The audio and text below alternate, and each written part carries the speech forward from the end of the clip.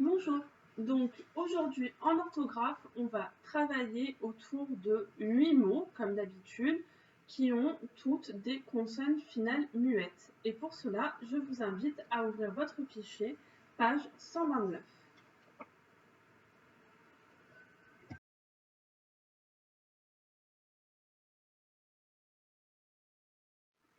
Alors, si on regarde en haut de la page 129, on a donc les 8 mots de la semaine à apprendre. Le premier mot, c'est le mot ouvert. Il s'agit d'un adjectif et vous voyez qu'il y a une consonne finale muette qui est la lettre T. Le deuxième mot, c'est le mot un pays et donc c'est un nom. Vous voyez qu'il est accompagné de son déterminant un qui est un article indéfini et il y a là aussi une consonne finale muette, la lettre et. Le troisième mot, un rang, c'est aussi un nom masculin accompagné de son article indéfini un et avec G comme lettre finale muette. Le quatrième mot, c'est le début et donc c'est là aussi un nom accompagné là d'un article défini, le, et la lettre finale muette est le T. Ensuite, vous avez le toit, c'est aussi un nom accompagné de l'article défini le et la lettre finale muette, c'est le T. Ensuite, vous avez profond. Profond, c'est un adjectif et la lettre finale muette, c'est le D. Ensuite, vous avez étroit qui est aussi un adjectif avec la lettre finale muette T.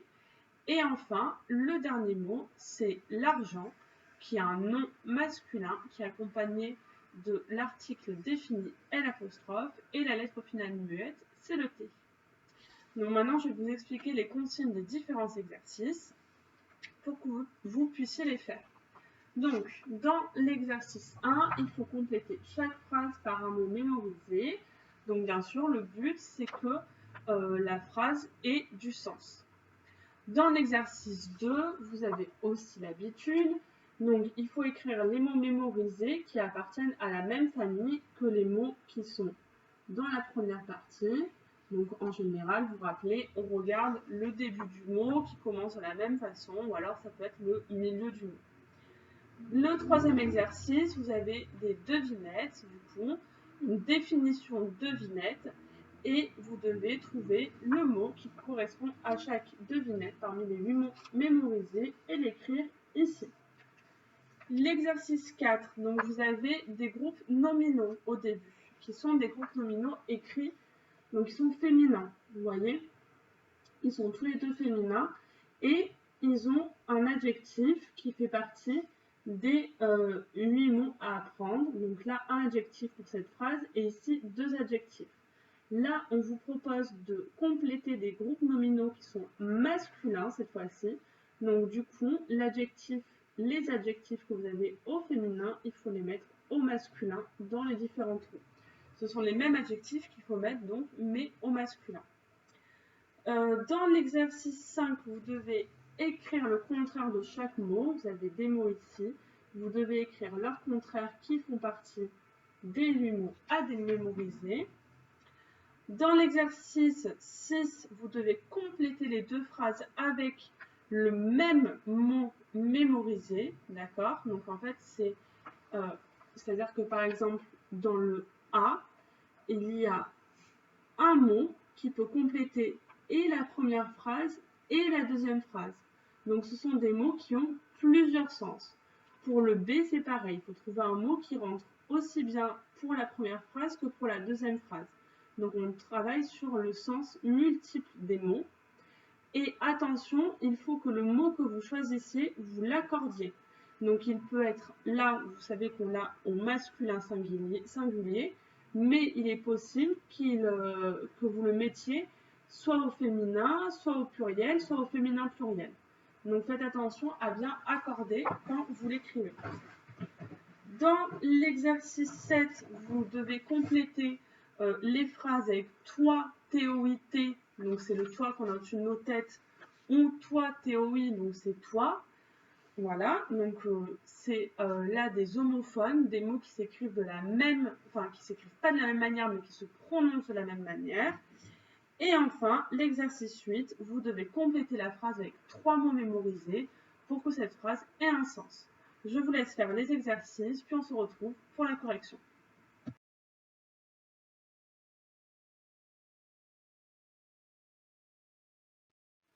Donc, on se retrouve pour la correction de cette page. Alors, le premier exercice, des spectateurs ont raté le début du film. La France est un pays d'Europe. Ce magasin est ouvert 7 jours sur 7. Et enfin, les élèves se mettent en rang dans la cour. Pour l'exercice 2, les mots de la même famille. La profondeur, il fallait mettre l'adjectif profond. L'argenterie, il fallait mettre le nom l'argent. L'argenterie, en général, c'est un ensemble de couverts qui sont en argent. Pour la toiture, il fallait mettre le toit. Et enfin, pour l'étroitesse, il fallait mettre l'adjectif étroit. Dans l'exercice 3, pour les devinettes, donc je suis formée de personnes les unes à côté des autres, je suis un rang. Le B, je suis un territoire bordé par des frontières, je suis un pays. Je suis le dessus d'une maison qui la protège, je suis le toit. Et enfin, je sers à payer, je suis l'argent. J'espère que vous n'avez pas oublié de mettre les déterminants pour les différentes réponses.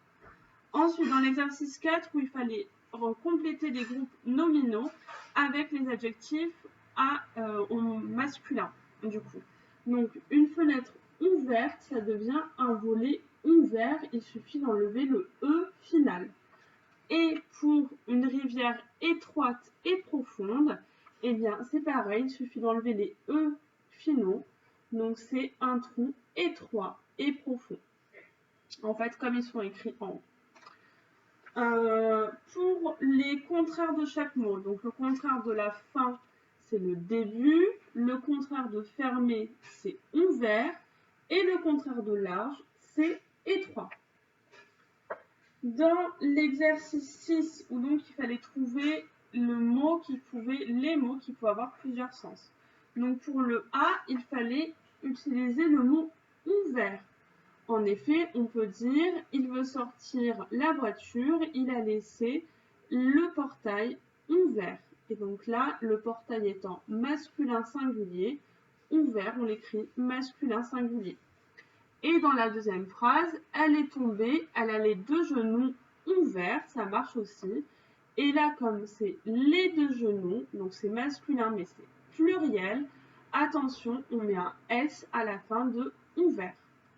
Pour le B, il fallait utiliser l'adjectif fermé. Donc le premier, c'est le magasin est fermé depuis ce matin.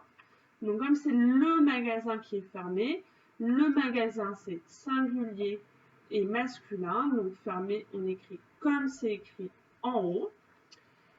Et pardon, c'est ouvert, pardon. J'ai pris la. Donc on écrit. C'était aussi ouvert. Donc, ouvert, on l'écrit au masculin singulier.